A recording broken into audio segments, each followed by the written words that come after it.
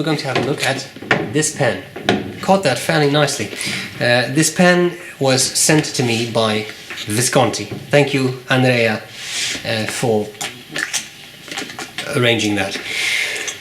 Interesting pen, Homo Sapiens. I have reviewed quite a couple of Homo Sapienses, but this one is different. This is the Homo Sapiens Elegance, new pen, and this is the oversized. There is also a medium. If this pen would be a little bit too large for you, you can get that. One of the very, very interesting things in this pen, I think, is the filling system. Because the Homo Sapiens pens that I have reviewed have all been power fillers, either the double reservoir power filler in, for example, the Florentine Hills, the Crystal, or the regular power filler, the sort of injection thing on the lava model and all that. But now we have something completely different. I'll show you. I'll cover the parts of the pen, tell you what I like about it, what I don't like about it, and then we'll do a writing sample. But first let me show you the box, cardboard box. And then in there is this fake leather box, which we have seen before. In there lies the pen, word not on my desk right now. And of course there is the little international warranty slip, little sliding thing that goes on the clip to say what nib it has, and a little simple warranty booklet. Now, what's interesting about this pen? Here we have the pen, made out of a very interesting material. I believe Visconti calls it lucite. I enjoy it. I've had another Visconti with that. It's very black, it's very shiny, and it's quite light. It's rather pleasant to the touch, I found. So, let's look at the parts of this pen. On top you have that little Visconti logo that you can take off, put on the My Pen system, little gemstone, etc. It's magnetic. Then we have the Visconti clip, shaped after the Ponte Vecchio, and the two rings. Notice that the Visconti logo here is not put in enamel, as they used to do, but is now laser engraved. We have the cap, no center band on the cap, but there is a center band on the barrel, also laser engraved, which says Homo Sapiens on one side, and on the other end it has the Visconti V logo. Then we have the barrel and end cap. Usually you unscrew this and out comes the power filler, but as I said, different pen here. Clip is spring loaded, and according to Visconti it cannot break. Now, I'm sure if we really do our best, we take a couple of sort of heavy hitter football hooligans, as we would say, we can put that to the test. I'm not going to though. Has the bayonet closure that they do, and if you've never seen that, it's quite nice. You see that those little grooves right there, and that means that the cap always lines up in a certain way. In this pen it's not really relevant, because this pen doesn't have a specific finish or pattern that you want to line up, but this is also supposed to reduce wear on the cap and make sure it doesn't get too loose and fall off, etc. So put that in there, or take that off. Then we have a nib. I specifically requested a fine nib this time. I wanted to try that out. It is one of the 23 karat palladium nibs. I have always really liked the design Visconti does on these. In this case it's the monotone. There's also a duotone, which also has a gold, sort of gold color in there. This is the single tone. I'll come back to the nib. I know what you're thinking, but I'll come back to that. And then it unscrews. Very simple, standard system. Visconti converter. If you hear we're ticking in the background, it's raining. Converter screws out, holds a nice amount of ink. I like screw-in converters simply because it's a little less easy to accidentally pull them out and spill ink everywhere. I've always enjoyed that. And the barrel screws back in place. Okay, what do I like about it? What do I not like about it? Start with what I like about it. I like lucite. It's very shiny, it's very bright, it's very light, it's a very pleasant pen. I like the size. It's a nice model. I like the oversized model. Very comfortable, section, barrel shape, pleasant to hold. If you want to, you can post not very deeply, so you have a really big pen. But that's one of the things that Visconti is kind of known for. A lot of big, oversized pens. And as I said, if you don't like that, get the size below this. Not bad. I like the clip. And I really like this nib. It's no secret, I've had a lot of issues with palladium nibs. Some of them barely wrote out of the box. This wrote perfectly, and it's a nice flexy nib. Is it full flex? No. Is it vintage flex? No. Is it a wet noodle? No. But it does offer a really nice amount of line variation, and ink flow keeps up pretty well, I found. May not be perfect, but I have seen worse.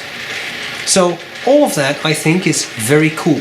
You get a nice pen, nice gift box, you get a good nib, interesting finish. It's completely black, not much to say about that, but it is nice and shiny and all that, well polished. Now let's go on to some things I don't like so much. Why the piston filler? Well, we can speculate.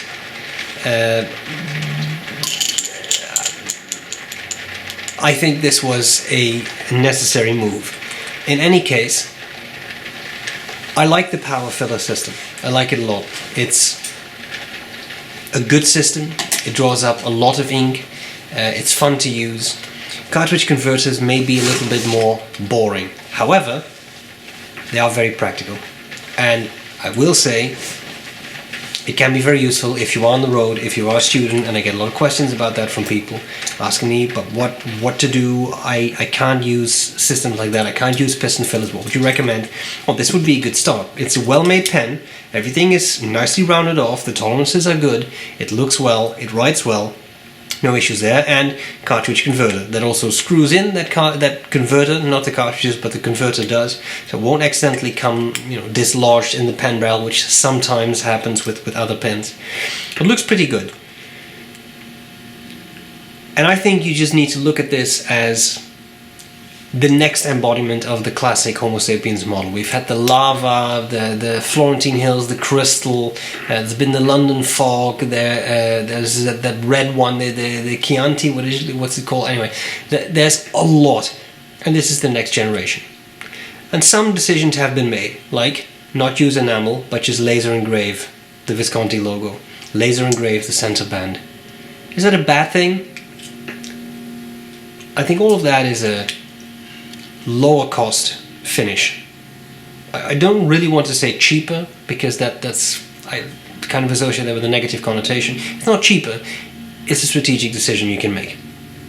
Nevertheless, it's still a €495 pen, which cartridge converter, palladium nib, and I think that may be a bit steep. The regular sized version is €395. You can pick them up from any Visconti vendor, and I have the 10% discount on my website, so you can make that a little cheaper, especially in the US. No VAT and all that. That may work, but even so, it's expensive for what it is. And would I buy this at this price?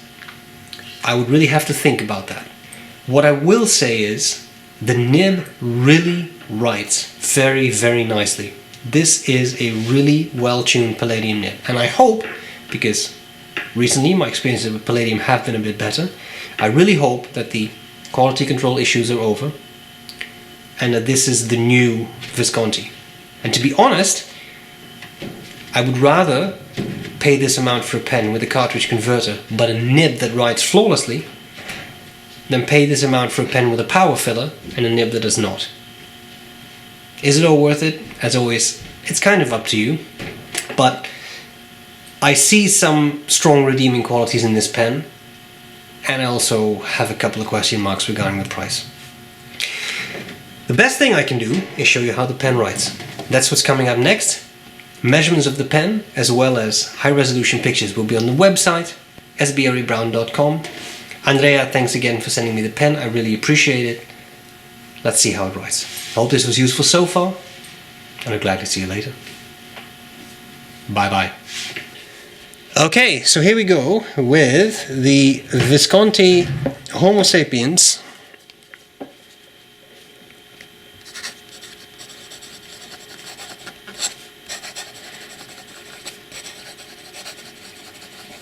Elegance. The nib is a fine and the ink is Waterman Tender Purple. And it was a 23 karat palladium nib. Okay.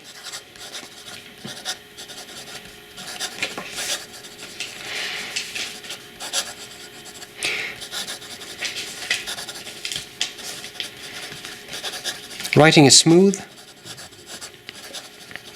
There was a hard start there. This is Rhodia paper, it is very smooth. I have used it in other paper, it did perform better there. But still, a lot of people use Rhodia.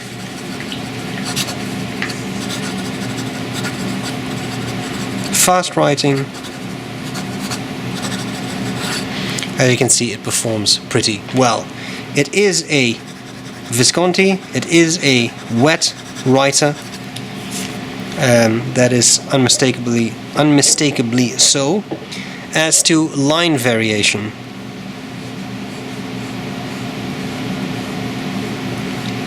I am able to squeeze out more line variation from this pen than from the Aurora with the new flex nib, which makes for nice writing.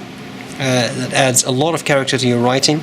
Now, it's not necessarily the case that every nib does this. I've also used palladium nibs that did not do this, but this particular one seems to do it.